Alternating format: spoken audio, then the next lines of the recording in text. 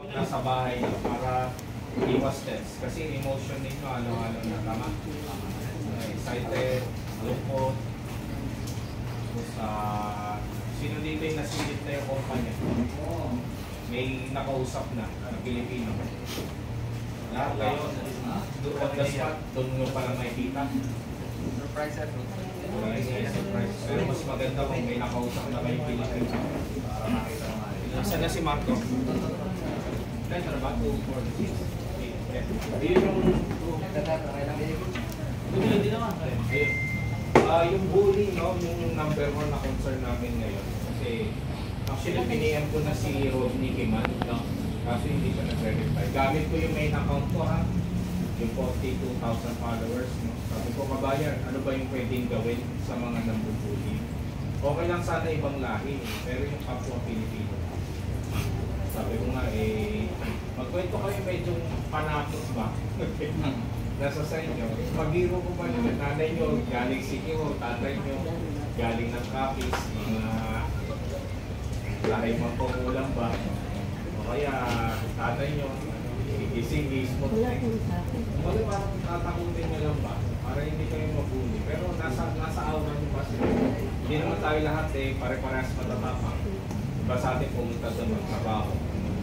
So yung iba medyo mahina yung loob ba. Kaya, pero gusto natin mag-uli. Yun lang. Kasi hindi lahat talaga i-grant ng amo para ma-release sa mag-uli. Yun yung pinakano namin. Kaya medyo lagyan nyo na konting astig o tapang. Kahit pa paano. At tawag dito, hindi naman kayo pwedeng tatakutin pa na amo, papauwi kayong Pilipino ng Pilipinas. Anong ground?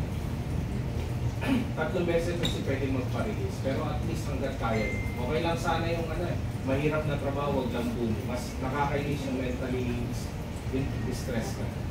Yeah. Tapos talking about mentally stress, yung mga asawa, please, sana ma-briefing nyo. Kung pwede nga ako mag-briefing sa kanila Design kayo na hindi kayo dapat stressin. Yan, may mga toxic na asawa, nakakainis yung gano'n, promise. Sa mga pamilyado sa inyo, yung nandun kayo, aawayin kayo, hindi biro yung ginagawa ninyo. Kaya hanggat maaari, di ba? Sana ma-briefing yun. Alalay na, alalay. Kaya nga ako nandito para mabigyan ka ng magandang. Medyo, may asawa ko nakailang asawa na ako. Joke lang. So, toxic na asawa, ma'am, no? Okay. Yan, tapos syempre yung padala, control. Huwag na huwag nyo sasabihin sa asawa ninyo kung magkano yung sahod ninyo, ha? Yan, joke lang, ma'am. So, yung padala natin, control nyo yung padala. Kasi mas gusto kong nakakaipon kayo, no? Tapos huwag kayong bibili ng kahit ano nang nasa Korea kayo. At maaari kung may bibili kayo, low-tech, uwi kayo, pirmahan ninyo, check nyo yung papel, double time. Okay, huwag kayong kukuha ng anumang hulugan, i-cash ninyo.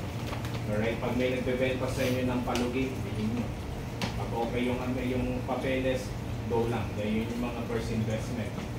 Pag mag-invest kayo ng mga gadgets, mas gugustuhin ko mag-invest kayo ng ginto. Mamili kayo maraming ginto. Kung magre-regalo sa asawa, ginto.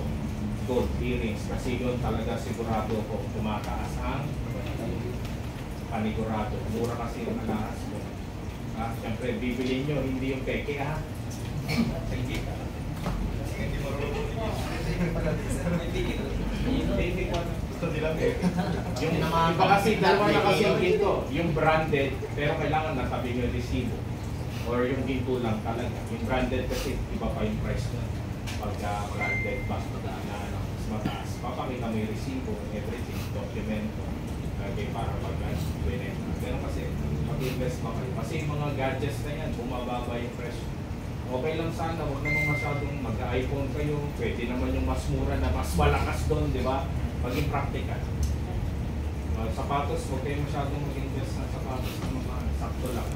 Sa sports, ingat kayo ha. May nakikita ko mga kajologs na post, naglalaro ng basketball. Nakakatuwa. Pero may kajologs tayo na injure ha.